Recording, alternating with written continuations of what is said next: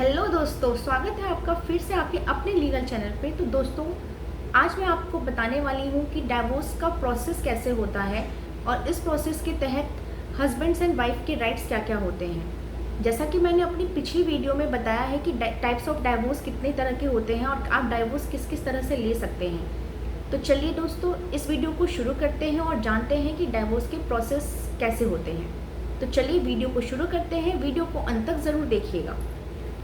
जैसा कि सबसे पहले तलाक की याचिका दाखिल की जाती है कोर्ट के अंदर। तलाक की याचिका मींस डाइवोर्स पिटीशन। सबसे पहले डाइवोर्स पिटीशन दाखिल की जाती है, जिसमें मैंने पिछली वीडियो में बताया है म्यूचुअल एंड कंटेस्टेंट डाइवोर्स के बारे में। अगर म्यूचुअल डाइवोर्स है तो दोनों ही पति पत्नी मिलकर डाइवोर्स की याचिका दाखिल करेंगे। अगर कंटेस्टेंट है मतलब एक तरफा है तो डाइवोर्स की पिटीशन पति या पत्नी में से कोई एक ही दाखिल करेगा। दाखिल करने के बाद सेकेंड स्टेप आता है सुनवाई। फर्स्ट, उसमें क्या होता है, कोर्ट की सुनवाई के दौरान काउंसलिंग भी की जाती है। अगर कंटेस्टेड भी है तब भी और म्यूचुअल है तब भी। म्यूचुअल डाइवोर्स में, जैसा कि मैंने पिछली वीडियो में भी बताया हुआ है कि म्यूचुअल डाइवोर्स में काउंसलिंग के लिए 6 मंथ्स का समय दिया जाता है। और कंटेस्टेंट अभी जो मैं अभी के बारे में बता रही हूँ प्रोसेस के बारे में, इस डाइवोर्स प्रोसेस में सेकेंड स्टेप में जो काउंसलिंग होती है, जब नोटिस इशू हो जाता है कोर्ट की तरफ से तो मीडिएशन रेफर किया जाता है हस्बैंड एंड वाइफ के बीच में। अगर रहने या साथ रहने या एक साथ नहीं रहने की जो भी लगता है कि हस्बैंड वाइफ को कि होना चाहिए, उस तरह से काउंसलिंग में जो भी सफल होता है उस हिसाब से फिर काउंसलिंग की जाती है। अगर काउंसलिंग असफल होता है तो फिर उसके बाद की प्रक्रिया क्या है, उसके बाद हम आते हैं स्टेप 3 में। अगर काउंसलिंग असफल होता है तो स्टेप 3 में डाइवोर्स का प्रोसेस ये है कि दोनों तरफ से, हस्बैंड एंड वाइफ दोनों की तरफ से ही एविडेंसों मतलब सबूतों की गवाही की जाती है।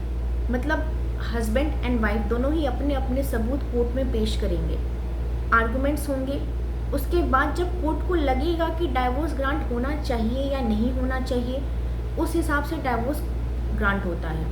अब हम बात करते हैं कि डाइवोर्स ग्रांट तो हो जाता है, लेकिन उसमें हस्बैंड एंड वाइफ के राइट्स क्या क्या हैं। डाइवोर्स ग्रांट होने के बाद अगर हस्बैंड ने डाइवोर्स केस फाइल किया है तो डाइवोर्स ग्रांट होने के बाद अगर हस्बैंड को डाइवोर्स मिल भी जाता है और पत्नी उस डाइवोर्स पिटीशन में उसने अपना पक्ष रखा है कि हाँ मुझे डाइवोर्स देना है या नहीं देना है, तो कोर्ट की तरफ से काउंसलिंग में जो भी एक अमाउंट तय किया जाता है कि हाँ डाइवोर्स के बाद पत्नी को एक अमाउंट दिया जाएगा जिससे कि वो अपनी लाइफ गुजर बसर कर सके।